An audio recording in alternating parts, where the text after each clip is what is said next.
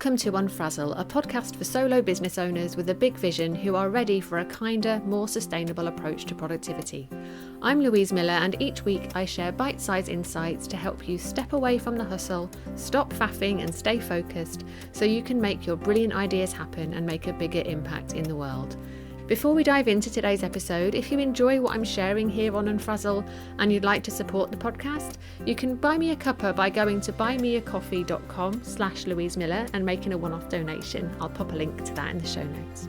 Okay, grab yourself a cuppa and let's get started. Have you ever sat down to plan your month, written a list of everything you need to do, and then closed your notebook feeling really fired up and ready to go, but by the end of the month you haven't got nearly as much done as you'd like? Now, in all of my years working with small business owners, I have yet to meet a single one who is a complete novice and completely clueless when it comes to planning. And my guess is that that's true for you too, right? You're a smart, capable human. You've read the books, you've tried the apps, you've watched the YouTube videos, and yet still the things that would make the biggest impact aren't getting done, at least not in a way that feels good. So, you might still be getting things done, but at what cost? Maybe you're scrambling at the last minute or working into the evening or firing up your laptop once the kids are in bed. So why, when you're a smart cookie with so much productivity know-how at your fingertips, is it still so hard to follow through with your plans? Well, after 10 years of doing this work, here's what I believe to be true. It's not that you can't do it, it's that doing it alone is genuinely harder. So let's address the elephant in the room, which is the unhelpful, and I would go so far as to say damaging, myth that you should be able to do it yourself. So back when I was starting out, the internet was showing me people like Gary Vee yelling that if I wasn't succeeding, it's because I wasn't trying hard enough, I wasn't hustling hard enough and working hard enough. And I'm sure that his intention was to inspire, but all it did was make me feel there was something wrong with me, that if I wanted any level of success, I was going to need a personality transplant.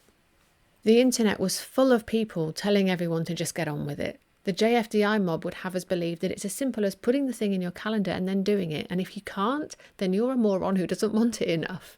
And so we get embarrassed, don't we, right? And then we try harder and harder to figure it out on our own, often keeping quiet about the fact that we're struggling. Which is bonkers, really, isn't it? I mean, we're not ashamed to get support with other things. People are quite happy to join a gym if that's going to help them exercise regularly. But for some reason, planning on your own with no support and no structure is supposed to be easy. And if it were as simple as knowing what needs to be done and then just deciding when to do it, that would be one thing. But I think you know by now that it is not that straightforward.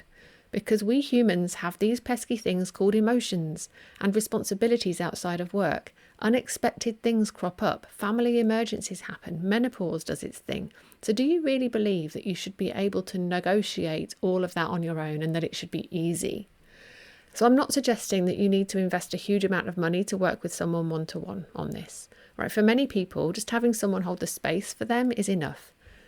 When it's just you and a notebook sitting down to do your planning, there is a high probability that you're going to skip it, particularly when things get busy, which is when you need it the most.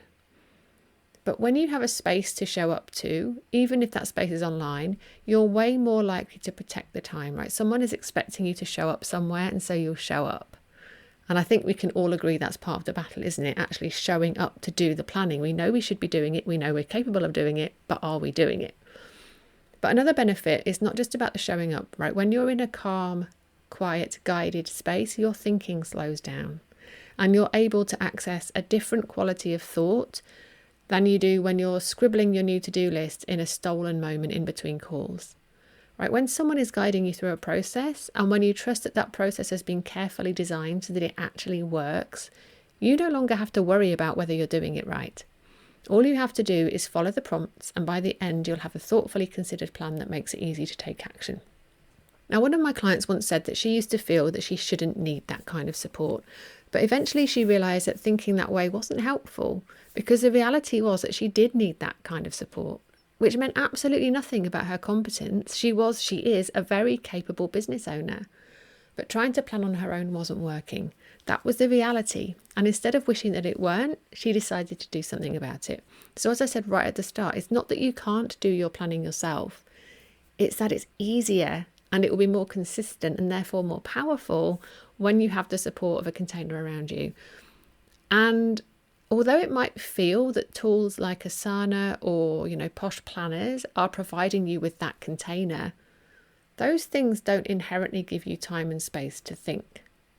So if anything that I've shared today has resonated for you, it might be worth thinking about what kind of container would actually help you. And if you would like me to provide that space for you, that's what Make It Happen Club is for. It's a calm, guided space for you to sit quietly in the bubble of your own business so that you can figure out what matters and make a plan to get it done. The doors to Make It Happen Club open once a quarter, and I'll pop a link in the show notes if you'd like to find out more. So as always, I hope that this helps, and I look forward to seeing you again soon.